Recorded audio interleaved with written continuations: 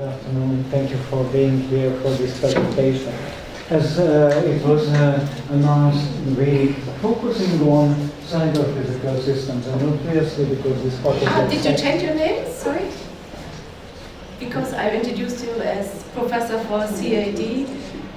No, actually that was a little bit old. That was too old. I apologize for this. 9 years. This is the section what I'm having. So actually, it is for cyber-physical system design specifically. So that was 9 years ago when the University applied itself to some emerging topics, and that was the time when we picked it up. So this is about application of complex system, and for us obviously cyber-physical system is one manifestation of the complex system. And why is it very important? Actually, the very reason is that we have a particular view on cyber-physical systems, namely that they have a distinguishing feature which the traditional embedded systems or even advanced robotic systems didn't present. And this is the fact that they can be proactive. And obviously being proactive needs a lot of capability, because without that it is practically impossible. But definitely we are going towards those system implementations which behave in a kind of proactive way. But obviously, if proactive operation is supposed to happen, in that case these systems should build up a kind of context in which that particular operation happens, and also should manifest a particular content which is actually the main activity, the main purpose of the operation of the system. I will, in a nutshell, summarize what we believe the difference is between the traditional reactive cyber-physical system and the proactive cyber-physical system. After that, I will elaborate a little bit on the human mechanisms of dealing with human activities as a kind of starting point, and then I will go into the question and discuss the question how we can predict by computers, by cyber-physical systems, human intentions. Then how can we recognize human actions, and how can we monitor and process conduct of actions by cyber-physical system. And in the end, I would like to make some proposition and very briefly touch upon the follow-up research, what we are going to do. So let's start the things with the proactive cyber-physical system concept. There are many implementations of cyber-physical systems for us already. For us, these are so-called first-generation cyber-physical systems, which really implement a kind of CCC type of operation, namely computing, control, and communication. In all of these systems, these are the major actions, the CCC action. But just consider the following. If you consider that these sort of systems might have alternative functions, for instance, because they have extensive sensor systems and subsystems, or for instance sensor networks. They can collect large amount of information in, for instance, real-life context. This particular information can be used for preparing actions for the system. What does it mean in different words? That we not necessarily assume that a cyber-physical system is fully pre-programmed. So it means that we assume that a cyber-physical system is a sophisticated system concept which can develop its working model and operation and even the objective based on runtime obtained, if you like, real-time information. And this is what we are working towards. So our second generation cyber-physical interpretation of the second generation cyber-physical system is actually resting on this assumption. We believe that based on this sort of intense data aggregation and processing, these cyber-physical systems can penetrate into real-life processes. So they can become real actors.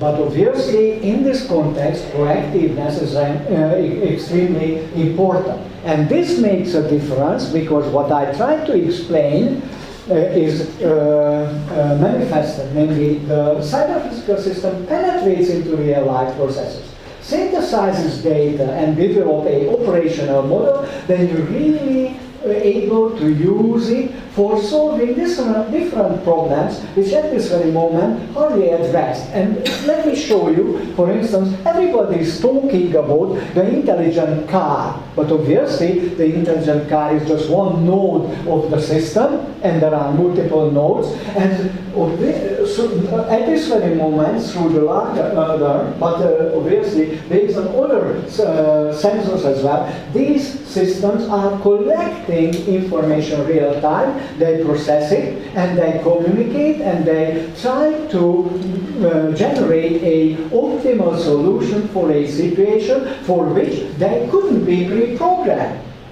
because everything is incidental here. A similar application is, for instance, this was just a very good introduction, guys, thank you very much. The medical application, when we are talking about medical cyber-physical systems, which are also monitoring, for instance, a operation or a treatment process or whatever, and they adapt themselves to what is needed in that particular situation without being pre-programmed. Obviously, the resources should be there, and the resource allocation and the resource adaptation needs some sort of smartness from this sort of system, but this is what we have to figure out through our research what to do with it. And just consider the next one, which is actually what we are focusing on, a caregiving assistive support. In this particular case, we have a assistive robotic solution or multiple, because you can imagine that there is no one uniform robot in a house, but there are many specialized robots which are activating themselves depending on what they observe and where they need, where they have to provide their system. So this is the swarm concept, you know, and this is what we are also dealing with, contrary to the fact that here really a kind of assistive robotics solution is presented. But our context is the home care, and the major research question for us that what could we do with a proactive cyber-physical system in home care context. We are especially interested in supporting people who are living with some sort of limitations, for instance, let's say dementia or physical handicap or whatever, because then some sort of focused and targeted activity should be done, and this is what we try to facilitate. Also, for instance, a field where we have made significant research and actually we implemented a pilot prototype system. This is stroke rehabilitation. Here you can see the prototype implementation of this system, and here the main idea was that together with the physical, because we were focusing on the upper limb, together with the physical exercises which are made with the upper limb in order to facilitate the brain plasticity and regain a domain of the brain which is able to control the activities which are lost in the time of the stroke. Actually, we realized that it is one thing if we have a controllable assistive robotic device, but if the person is not engaged in the process, it is actually much less effective than it can be. So our cyber-physical system, what we have developed, was actually recognizing the engagement of the patient and trying to improve this level of engagement in order to make the activities more effective. And obviously here we work with all kinds of EMG and whatever devices to collect muscle activity information, for instance. We use headsets in order to collect, for instance, brain information. We use, for instance, gaze monitoring devices and these sort of things, and rather complex instrumentation. Some of the devices you can see here, for instance, the mayo and other things. So this is the idea that if we utilize this sort of cyber-physical computing potential of these systems, which means that data collection in real time and control forming real time, then we believe that we can do a lot in this field. Obviously, this research what I'm talking about just at the very beginning of the thing, contrary to the fact that, for instance, one of my PhD students already defended the thesis, and two more are coming, and they are related to similar things. What I believe that please just see, and the rest of the presentation will underline it, that actually it is just a very early work. And in this early work, what we wanted to figure out, what is the state of the art related to creating a contact here. Creating a contact with the aim that the robotic assistive device, whatever it is, figures out what to do. This is the main question. What this guy should figure out on its own to do in that particular environment in order to provide the assistance. And this is obviously very easy to say. Implementation is something which is more complicated, but I believe this is a relevant research topic, and definitely in the future we can benefit from the results of this. So after this, I can summarize that the objective, not only this sort of explorative part of the research, but the overall research is first of all to review the current state of the art of theoretical interpretation of human intentions, actions, and conducts. I will explain it a little bit later on. Then the second one, to get insight in the current practice of computational recognition of human daily activities. Just consider, for instance, using the kitchen, using the bathroom. Elderly people cannot use a bath for the reason because stepping into the bath, sitting down, or lighting up from the bath is complicated. And these are the things what we already tested, that with assistive robotics devices really relatively easily can be supported. You just have to combine the tub with those sort of assistive facilities which are needed for certain things. And the same is in the kitchen, and same is in the bathroom, so there are many other things. And therefore we want to do this study in order to figure out that what sort of affordances are there with smart cyber-physical systems. Because this is what's not known. How the needs and the affordances of the cyber-physical system can be met. Realistic dreams can be formulated, obviously, but the major problem is to find a trade-off solution. When there is a need which is of high importance, and there is a affordance which is relatively easy to exploit, and then to find the trade-off. This is our work, this is our research. And then we formulated the following two hypotheses in order to guide our work. The first one was that there seems to be no better alternative with regards to recognizing and interpretation of human intentions, actions, and course of actions than starting out from what the human does. This is an interesting thing because in several cases our brain, our physicality is providing the best solution for things. So a part of the research what is reported here was about that what the humans are doing with intention, what the humans are doing with actions, how they are recognizing, not how they are performing, how they are recognizing the action and how they interpret this action.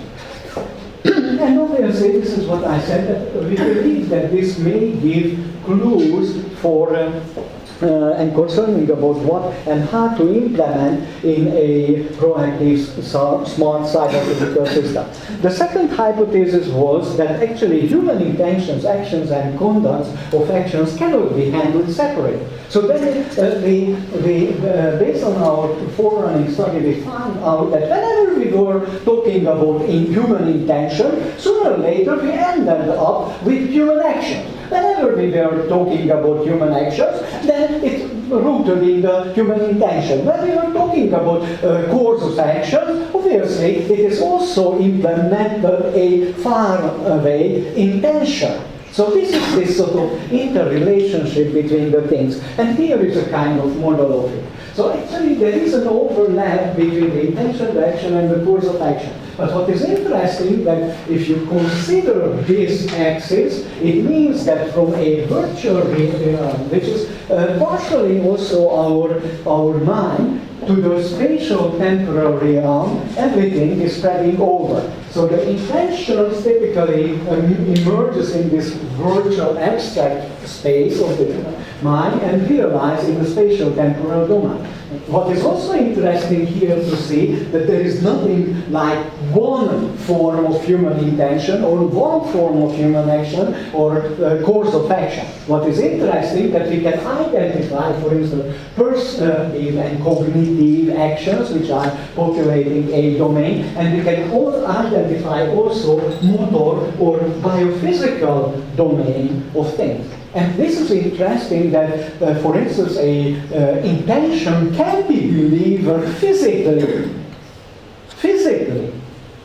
So the intention may manifest in a carrier, and this is what was interesting for us at the time of setting up our hypothesis. But obviously, then you may ask what I am reporting in this particular paper if this is just the overall framework of our research. The main driver for this paper was, first of all, this question, let's say, guided by this research question: how does intention, action, and course of action recognition happen in case of the human? This is coming from that assumption that we humans are the best implementer of this sort of recognition process. The second thing is, okay, what do developing technology allow us to do in this particular context? What has been done so far, and where are the breakouts? What builds a path to the future? And the reason is that we would like to explore those sort of near future affordances based on which we can implement a testable cyber-physical prototype for this particular purpose. And this is what we are working on at this very moment, but still long way to go. So very briefly, let me summarize what are the most important findings related to the human intention and human intention recognition. Please just stop me. 5 minutes. Oh, it will be obviously not enough, but try to speed up a little. So actually, intention is about initiating an action to do something in a given context. And this is what is interesting, that the people claim that the intention is as deeply rooted in the human mind as, for instance, conception. But it's also interesting that whenever we are talking about the intention, it is related to a particular setup of the mind. So what is interesting here, and it comes out later on, if we want to study the intentions, we may focus on the actual state of the mind, and maybe we can derive information for this. It is what we actually started already to do. And obviously it is also important that intention always has a particular purpose, and it has a kind of motivation which actually connects it to the action, what it implies. And definitely intentions are always complex and elusive experience for the human being, which may involve reconstructive influences. So it means that, for instance, it's interesting, when I see you doing something, my mind starts working on it, and there is an interpretation, and I try to reproduce it. These sort of mechanisms are completely unknown in artificial research result at this very moment. So these sort of circular activities, when you experience something, you react to it, and it triggers your reflection, reaction. We are talking about proactive system, and this is what we would like to incorporate. The second thing, as I mentioned, that actions, whenever the human interpretation is there, typically cognitive and motor actions are separated and they most frequently addressed. Motor action is obviously just a kind of simplified form, motion in the space, movement in the space. But the problem is that it's much more complex than the simple motion, because as I mentioned, it is always done in a particular context, and actually this context gives the real interpretation, the real meaning of the motion, and the same motion can mean completely different, and then these are the multiples of the problems here. And obviously the issue is that typically a motor action is accompanied or preceded a cognitive action. We are thinking about what to do, and then if the cognitive action is there, obviously we have to start with the cognitive action, and we have to do something with the cognitive action, and then we can shift our attention to the motor action. So the other problem is what we observe in playing with human motor actions, that can be pre-actions and reactions nevertheless.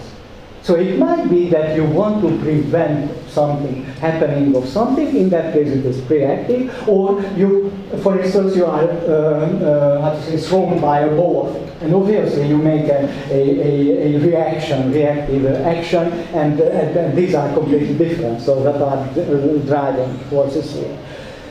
And what is interesting observation, and we found scientific evidence in the literature, that actually there is a connection. This is what I tried to mention to you just a minute ago. There is a relationship between the action perception and the action production. So when we create the action, and then we are recognizing what sort of action is there. And these mechanisms are providing a lot of new opportunities, because just consider if you have a library of these sort of recognizable actions, and it helps them recognize, classify, and react on a particular just observed thing. So these are the beauties here. And obviously if we consider the conduct of actions, the largest problem is here that first of all a complexity appears. The second is that the intention and the action